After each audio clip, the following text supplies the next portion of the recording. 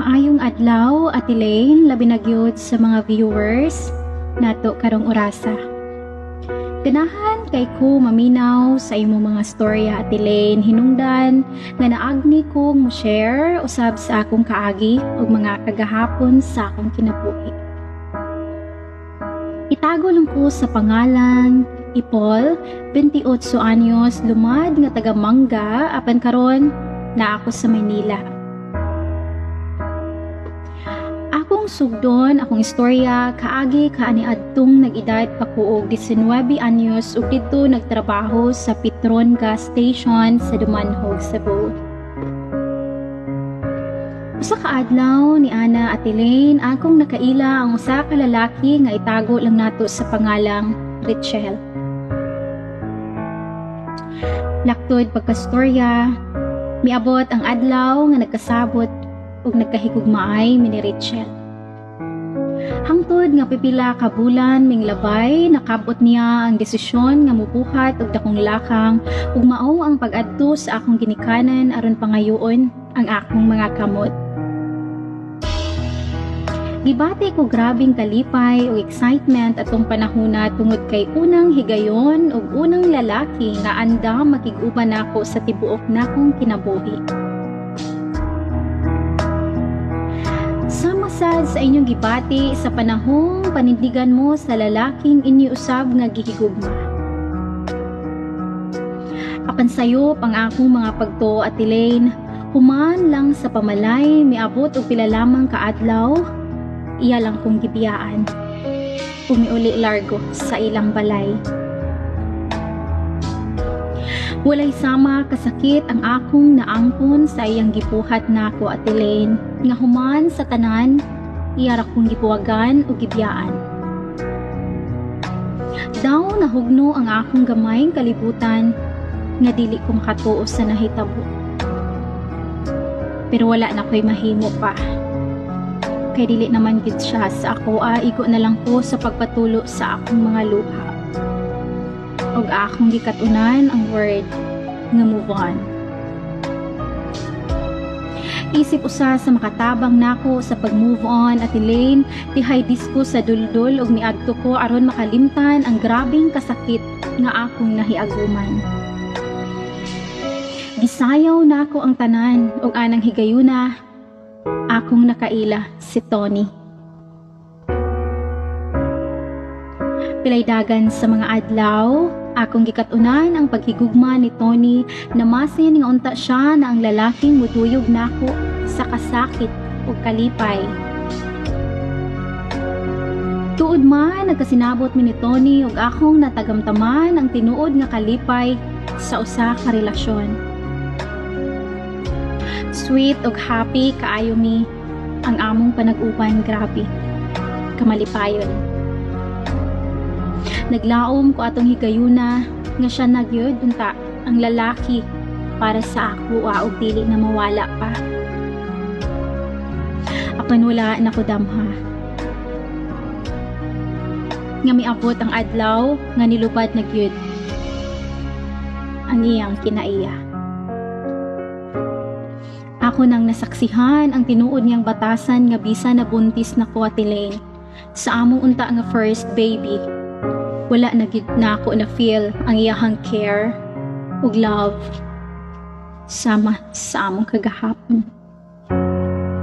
Igo na lang ko paghandom, Ate Elaine. Sige na lang mig-away. Adlaw ug gabii ug hangtod na lang gyud sa akong pagpanganak. Giantos na ako ang tanan.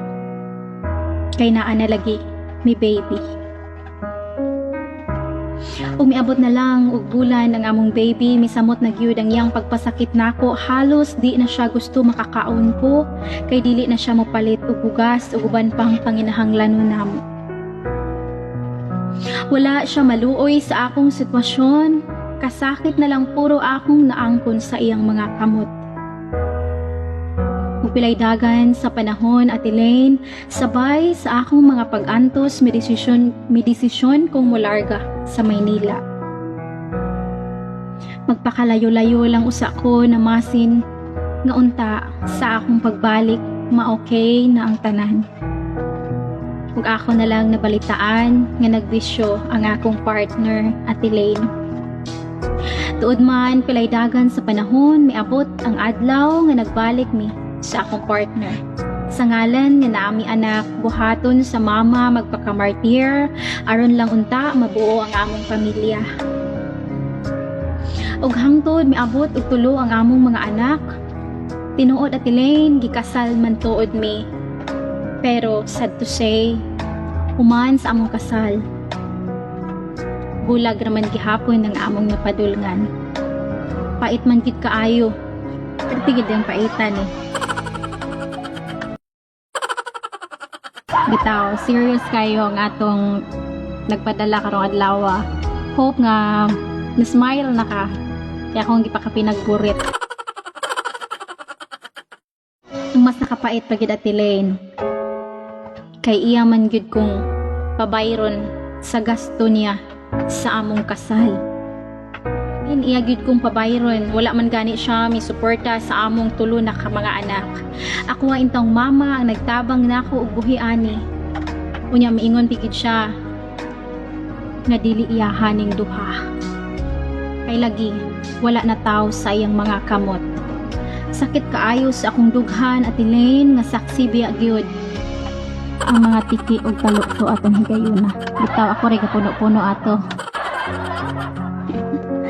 Ikaw gid Ate Lane. Sukad sa among panagbulag, tinuod bitaw to nga dili ang puno ng duha. Kasi mana ko nga kuan ha, puno-puno tinuod to, pero ako rin kapuno-puno atong tiki og tulo to. Sukad sa among panagbulag, tulo na katuig ning labay, wala gid gihapon siya misuporta sa iyang mga anak. Ug karon hinay-hinay na kong nakadawat sa akong mga kagahapon, malipayon ako sa akong kinabuhi Ate Lane. Focus ko sa akong mga anak ug kauban nako ang akong mama. Ug para kay mama, daghan kayong salamat. Sukad pa sa bata pa ko na ara ka ma. Ug labi na nila lula ug lulo ug hangtod karon ma wala kundi mo gibiyaan. Ug daghang kaayong salamat sa imong pagtagad sa akong kaagi Ate Lane. God bless and more power. Luya ni mo daypol oy. Pero mas luoy kay tong nahulog pa sa kalabaw. Bitaw, nadyo tay tagsa-tagsa ka mga kagahapon bitaw, mga kasakit. Bisan ako. Tinuod. Pero dili lang kita magpadala no. Serious Ate Lane. Kay mo anak bitaw ta nga bahalag pobrita, bahalag daghang problema, at least makaya nato. Ang uban mo ana nga ako pobre jud kay ko, kuan jud kay ko, kana malas jud kay akong kinabuhi kay pobre kay ko mo ni mo na. Pero nahunaa dili ka malas. Pobre man ta, daghan man tang problema, pero dako tag pagmahal ni papagad kay ngano sa mga wala na kay balo tuganan ta mo. Buntag pa lang sayo ako sa una naagi pud nako nga point bitaw nga nakaingon ko lang anong kuan man ning aning ana. Pero pagmata nako karon na realize nako thank you. Pagmata nako kumpleto me. Pangisin ako kumpleto akong ngipon.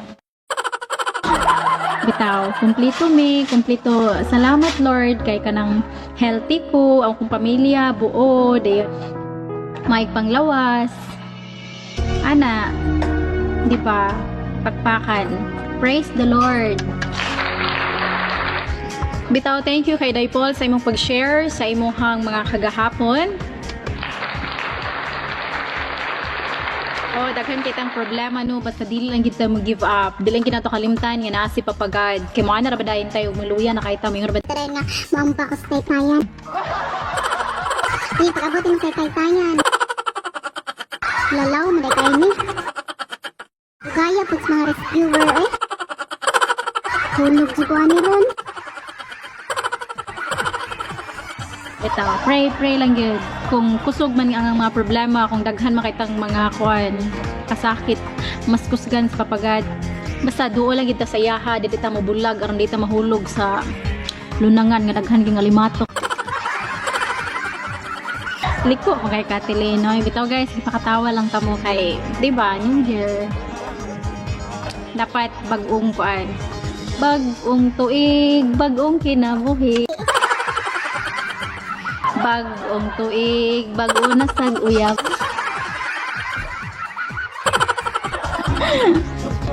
Joke, right? Shoutout ko sa akong langga, super langga nako. I love you langga. Karon ugma. Sunod bang adlaw amot lang kaha.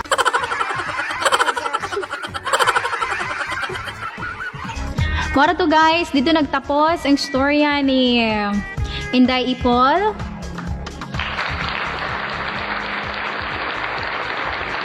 I-shoutout ako mga likers ha. Lauren Tersana, Sis Nako, Stephanie Jivi, Teresita Damos, Genre Orbita, Angel Magallanes, Inday Gina, Jocelyn Magallanes, Inday Lulinda Langgita Albarazin, Chanchan Pisalbon, Marvin Estrada Magallanes, Andong MJ, Ate Christine Gomez, Rafi Gantalao, hi Kuya Archie Onan Mercado, Dundon sa Dumin, Grexil Orbita, Sis Ilyana Rose sa New Zealand. Hi sis, Happy New Year ninyo diha tanan sis. Thank you.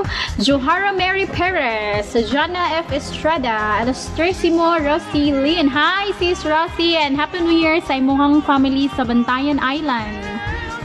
Jane Salim Serenio. Og si Jamal Jean Langgita, Stoner Jamal Jean Langgita, ug si Ate Myrna Malasab, ug sa tanan-tanan sa akong mga video, mga likers, sa mga tiga-share, sa mga nalingaw. Thank you kaayo ninyo sa padayong pag-support. Smile lang kita diri, happy lang kita kay you know na. Bitaw. Pisngi sayo sa kabuntagon. Kailangan mangisingisi taron. Bisag karong adlaw kay New Year. Mangisi lang kita ha, matingala ang imong kakuan. Masugat, ano sa mo to siya? Uy, mura magisugang hero. Sige, magngisi. Bitaw, damay-damay na ni. Happy New Year guys, Happy New Year sa again sa akong family diya sa Tulang Argao, mama and papa, sa akong mga igsuon. Thank you, I love you, I miss you so much, miss you all. Sa akong langga, ug sa kay mama paning sa Tulang, John Ray Montijo Orbita, nila Inday Lisel, Lanutan, at Charisma Maglasang, memorize na ako na ha. Happy New Year sa pamilya ni Inday Ann, Panario Langgita, sa iyahang naknak nga si Dudong Nash, akong mga cousins sa Dudong Jan, Dudong Jerome, at Indinin, Inday Joy, tanan. Happy New Year! Love you all guys! Og din ilang sa kutob mga langga. Thank you. And then until sa sunod na pud nato nga storya nga pagabasahon ni Ate Lane og laing shout out. At tangin ninyo basta ayaw lang ninyo daki-daki og bato. Kita guys. Love you. Bye.